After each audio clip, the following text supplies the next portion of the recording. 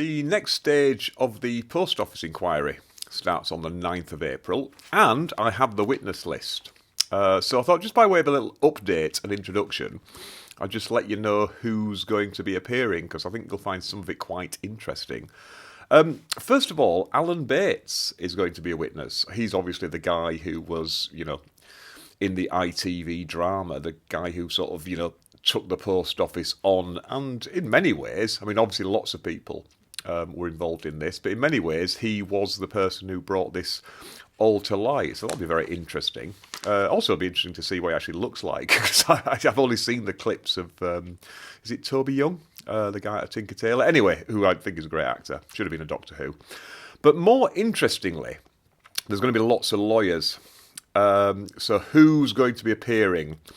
Well, in terms of solicitor witnesses, we have, and what I love is, the actual list says over a dozen lawyers will be appearing, and I'd hark back to my defamation sort of like protection thing where I said, I am only criticising at least a dozen lawyers, because that's the thing in defamation. You can't defame a group as a whole, and how large that group has to be. We talk about it being 12 people. I mean, that's not written law, and there are some circumstances where you might defame a group of people, but everybody in that group can say, you have defamed me, so therefore there's an action. But generally speaking, more than 12 people, you're fairly safe having a dig at them. But who have we got? We have the current head of legal, dispute resolution and brand. Now, it's interesting that that's this person's role, both dispute resolution, that's what we used to call litigation, but now we're not supposed to fight, we're supposed to settle everything, but also brand. And that sort of, cuts into this idea that, remember all that stuff where the judges were saying, you're just trying to protect the brand here, this has nothing to do with justice, and every application you're making is for PR purposes rather than legal ones. So it's interesting that is, this guy's job. But that's somebody's called Roderick Williams. We also have the former general counsels, Susan Crichton and Jane McLeod, and also the current general counsel, Ben Fote.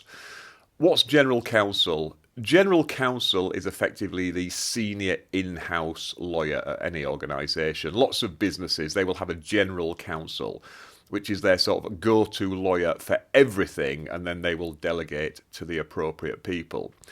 But I think why Susan Crichton's going to be very interesting is, you may have heard these covert recordings with the accountant's second sight that they hired to investigate this.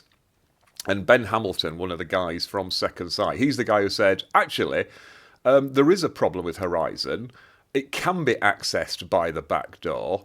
And there is a huge problem with Horizon. Now, obviously, Second Sight were then sacked, presumably because, well, one must speculate, was it because they were getting too close to the truth? But what's interesting is there are conversations with Susan Crichton, and they say, Paula Venables has to know about this.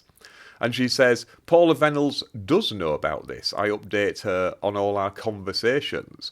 But what's interesting is these phone calls were 2 years before Paula Venables sat in Parliament denying that there were any problems with Horizon or that she had been alerted to any problems, including specifically stuff like the backdoor access. So that's going to be very interesting cross-examination. Did you tell Paula Venables this? Well, yes, I did, because it's on the phone call.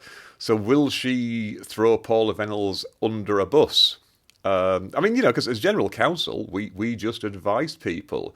But I think there will be some questioning about, well, hang on, you knew that the proceedings going forward, the criminal proceedings were going forward on a false basis. Don't you think you had any duty to alert people to that? So that's going to be very embarrassing cross-examination. There's another former general counsel. They get through a lot, don't they? Somebody called Chris Aard, who now lives in New Zealand, but he will be giving evidence remotely. We've also got Hugh Flemington. He's the previous head of legal, and also coming back for a second appearance after his initial sellout performance, Janelle Singh. Remember all the trouble he was in, where he was basically just being pinned out on, you have totally failed in your duties, and his defence was effectively, I'm not responsible for anything. And I mentioned this before where I said a good question, I think, for Jason Beer would have been, well, what does the post office pay you for? And as always, people in the comments were kind enough to point out and say, actually, Beer did put that question. He effectively put it to lots of people, saying, well, what is your job? Are you just a postbox? Are you just a rubber stamp? So that's going to be very interesting to see him squirming again. Also have external solicitors. Martin Smith, he used to be with Cartwright King, which was a solicitor's firm that acted for the post office. And Tom Beezer and Andrew Parsons. They're both partners at Womble Bond Dickinson, who, again, they acted a lot on behalf of the post office. And they've come into for some criticism for excising things from witness statements. Now, presumably they're going to say that was on the advice of counsel and just throw Warwick Taft under a bus. But we shall see. They might have perfectly reasonable explanations. I'm not disparaging anybody. But also we have a number of barristers.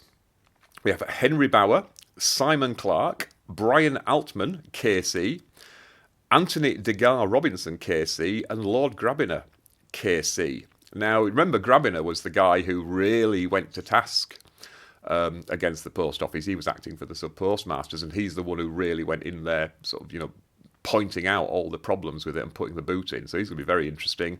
And also, retired Court of Appeal Judge Sir Anthony Hooper.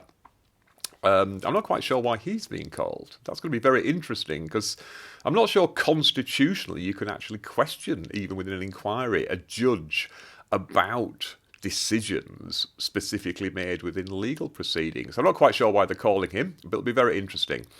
But yeah, I just thought, you might, just to alert you, because obviously I'll be monitoring this quite closely. Like I say, a really good channel for this is DPS Computing. The chap who runs that really, he trolled through hundreds of hours of testimony to sort of pick out the key highlights. So if you get a chance, maybe go and support his channel because he's having a bit of problems with Google at the moment. But yeah, so there we go. So that's who's going to be coming up. So just a little update. And as always, I will try and keep you updated as more things come to light. So there you go.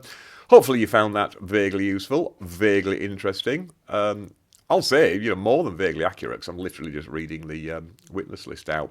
But if you did, please consider, because I've remembered to say it this time, I've actually written it on the wall in front of me, please remember to consider liking, sharing and subscribing and YouTubey things. Like I say, it's not for me, it's for Lord Loveduck and Cappy Barrister, because now the clocks have changed. I'll be getting, hopefully, out and about a bit more for you. Well, I say the clocks have changed, the weather hasn't, has it? It's been torrential rain all bank holiday. But there you go.